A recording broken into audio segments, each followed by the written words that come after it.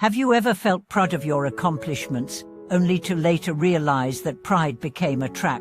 And isn't it strange that the more confident we feel in our knowledge, the more likely we are to overlook our blind spots? Welcome back to the channel, dear friends. Today we are going to explore one of the most paradoxical and thought-provoking truths, rooted in both Buddhist wisdom and human psychology, the idea that to truly acknowledge our greatness, we must first admit our ignorance. This may sound contradictory at first, but as we peel back the layers, you'll discover how this profound insight can unlock a more grounded, humble, and awakened way of living. Let's start by considering what it means to acknowledge greatness. In a world obsessed with success and recognition, we are constantly told to strive for excellence, stand out, and make a name for ourselves. But rarely are we told to question what lies beneath our accomplishments. Greatness, when not tempered with awareness, can easily morph into arrogance. When we believe we have arrived, we stop moving forward. When we think we know, we stop learning. That's where ignorance begins, not from a lack of information, but from the illusion that we already have it all. This illusion has deep roots in the ego. The ego thrives on separation. It needs to feel superior, distinct, and complete. It pushes us to highlight our achievements, to cling to our opinions, and to disregard alternative perspectives. But as any true seeker of wisdom knows, the journey of growth only begins when we are willing to admit what we don't know, and not just in a superficial way, but with deep, sincere humility. Let's bring this down to the human level. Think of someone you know who's constantly bragging about their successes, their intellect, their insights. At first glance, they may seem confident, even inspiring, but listen closely, and you'll hear rigidity. You'll hear the walls of certainty blocking the flow of deeper understanding. Now think of someone who has quietly impacted your life, not through grand declarations, but through their humility, their listening, their willingness to be one. Which of these individuals truly embodies greatness? Buddhist philosophy beautifully captures this paradox. The idea of no self, or monotta, teaches us that clinging to an identity, even the identity of being great, is an obstacle to enlightenment. True wisdom arises not from accumulating more, but from letting go of pride, letting go of image, letting go of the need to always be right. This is why, in the highest traditions of Buddhist practice, even the most revered teachers constantly refer to themselves as students, because the moment we believe we have arrived, we've already begun to slip backward. Let's take a look at a powerful historical example: Socrates, one of the greatest philosophers in Western history, and yet he famously declared, "I know that I know nothing." This wasn't false modesty. It was a deep understanding that true knowledge begins with the awareness of how little we truly comprehend. It's this orientation of humility that allows us to remain open, flexible, and continually evolving. Now let's shift to modern life. In the age of social media, where everyone has a platform and every opinion can be amplified, the temptation to portray ourselves as knowledgeable and flawless is stronger than ever. But what happens when we curate our identities to seem great? We create pressure, we create masks, and more dangerously, we begin to believe in the performance. We begin to see ourselves as finished products, not evolving beings. This cuts us off from growth, from feedback, and from genuine connection. To acknowledge our greatness in a healthy way means to recognize the divine potential within us, while simultaneously being aware of our limitations. It's not about denying our abilities, it's about placing them in perspective. It's about using our strengths to serve, to uplift, to inspire, not to dominate or self-promote. When we accept our strengths with grace and our flaws with honesty, we step into a mature form of greatness, one that nurtures both ourselves and those around us. And let's not forget, every form of greatness is built on the foundation of countless failures, doubts, and moments of ignorance. The scientists who make breakthrough discoveries do so only after thousands of experiments that didn't work. Artists create masterpieces after enduring creative blocks and harsh criticism. Spiritual masters achieve inner peace only after confronting the deepest layers of ego and illusion. So why pretend we are perfect when perfection isn't even the goal? In Buddhist terms, the path is not about arriving at a fixed state of being great. It's about continual awakening. And awakening requires a willingness to be wrong, to change, to surrender. In that surrender, we find our true power, not the power to control, but the power to see clearly, to live honestly, to love unconditionally. Let's look at a story from Buddhist tradition. There was once a monk who was praised by everyone in the monastery for his wisdom and discipline. Visitors came from far and wide to learn from him. Yet, when asked about his secret to wisdom, he would always say, "I don't know." This puzzled his students. How could someone so revered claim to know so little?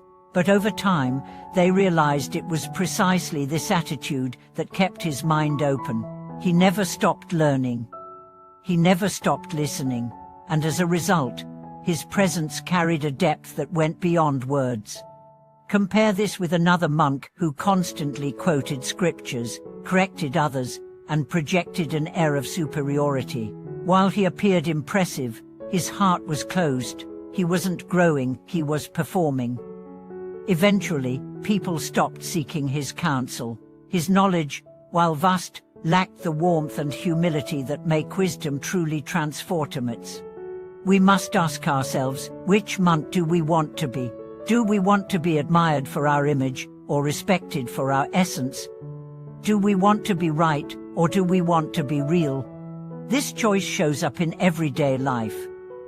It shows up when we receive feedback. Do we defend ourselves, or do we reflect? It shows up when someone disagrees with us. Do we argue to win, or listen to understand? It shows up when we feel threatened. Do we puff up, or open up? Acknowledging our greatness means owning our gifts, but not weaponizing them. It means taking responsibility for our influence, not using it to feed our egos. It means leading with vulnerability, not with superiority. In practical terms, this could mean sharing your ideas without needing validation. It could mean teaching others without condescension. It could mean saying, "I don't know," when you truly don't. It could mean admitting mistakes without shame and growing from them with grace. And perhaps most importantly, it means recognizing that others have greatness too. When we are secure in ourselves, we don't feel threatened by someone else's light. We celebrate it, we elevate it, because we know that lifting others does not diminish us, it expands us. In closing, here's what we invite you to reflect on. True greatness is not about how high you climb, but how deeply you grow. It's not about having all the answers, but about living the questions with humility and presence. It's not about perfection, but about authenticity. And authenticity begins when we stop pretending to know it all. So go ahead, acknowledge your greatness, own your strengths, shine your light, but don't forget to look in the mirror and smile at the mystery that is still unfolding within you. That mystery is your teacher, that curiosity is your compass, and that humility that is your true strength. Let's go even deeper into this unfolding path of humble greatness by asking a difficult but transformative question. What does it cost us to cling to the illusion of certainty? And what freedom do we gain when we surrender the need to always appear strong, smart, or in control? So often, what we project as confidence is merely a defense. The louder we proclaim our superiority, the more we might be hiding from our fears. The more rigidly we cling to our views, the more fragile our identity becomes. And yet, in letting go of this armor, we discover something surprising, not weakness, but strength. A different kind of strength. The strength to be open, to be vulnerable, to say "I don't know" with dignity and peace. This shift from ego-driven pride to soul-centered clarity does not happen overnight. It begins in the small moments in the conversations where we choose to listen instead of dominate, in the choices where we prioritize growth over glory, in the evenings when we sit in silence and face our inner world without judgment. Let's talk about silence for a moment. In a noisy world that rewards those who shout the loudest, choosing silence is an act of rebellion and of wisdom. Silence is not emptiness.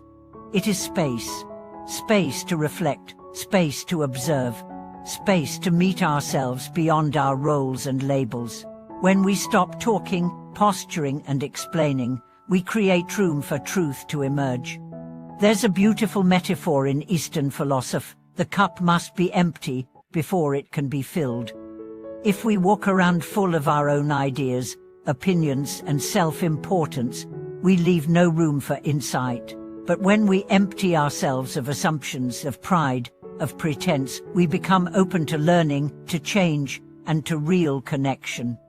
This is why true masters often speak less and listen more, not because they lack knowledge, but because they understand that wisdom flows best in stillness. The most enlightened individuals don't seek to impress, but to understand. And in their presence, we feel seen, not judged, invited, not intimidated. Now imagine what it would be like to carry that kind of energy into your everyday life. At work, instead of always needing to be the smartest in the room, what if you were the most curious? What if you led meetings not with directives, but with questions? What if your power came not from knowing everything, but from knowing how to create space for others to shine? In your relationships, what if your goal wasn't to win arguments, but to build bridges? What if you could say I was wrong without shame? What if you could celebrate others' achievements as extensions of your own light? This isn't idealism, it's maturity. It's emotional intelligence, and it's the path to genuine connection, the kind of connection that doesn't rely on performance, but on presence. When we live this way, something amazing begins to happen. We no longer feel the need to constantly prove ourselves. We stop measuring our worth by how much we know or how much we achieve. Instead, we begin to measure it by how present we are, how much we care, how open we remain.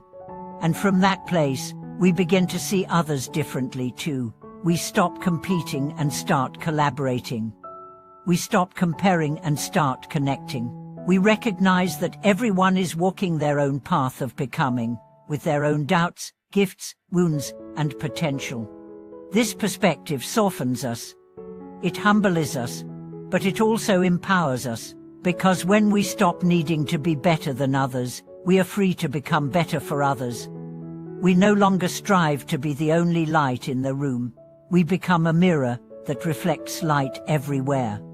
Let's pause and imagine the kind of world that would emerge if more people embrace this version of greatness. A world where leaders listened before speaking. A world where teachers taught with humility and learned from their students. A world where parents guided with wisdom but also admitted their mistakes. A world where we could all say, "I don't know, but I'm willing to learn," and feel no shame in it. Such a world would be more peaceful, more just, and more compassionate, because it would be grounded not in ego, but in empathy, not in control, but in curiosity, not in image, but in integrity. Now let's address a potential misconception. Some people fear that humility means weakness, that if they acknowledge ignorance, they'll lose respect or authority. But this couldn't be further from the truth. In fact, the opposite is true. People are drawn to authenticity, not perfection. They trust leaders who are human, not robotic. They admire those who can admit mistakes, learn from failure, and grow in the open.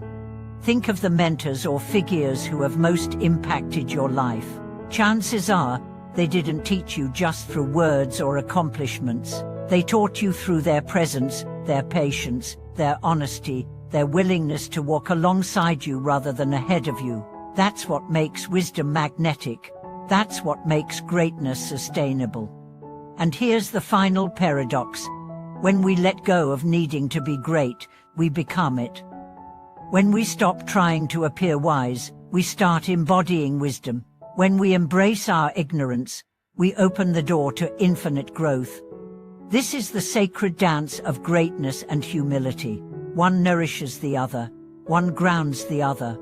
Together, they create a life of depth, of truth, and of beauty. So, if you're on a path of personal growth, whether spiritual, intellectual, creative, or emotional, let today be the day you stop pretending to know it all. Let today be the day you embrace the mystery.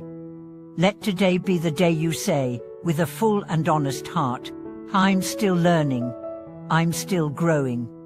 And that's okay. Because in the end, your greatest strength is not in your knowledge, but in your openness. Not in your perfection, but in your presence. Not in your certainty, but in your sincerity. Thank you again for watching this video. If you feel called to, leave a comment below. Share a moment when you realized that letting go of pride brought you closer to truth.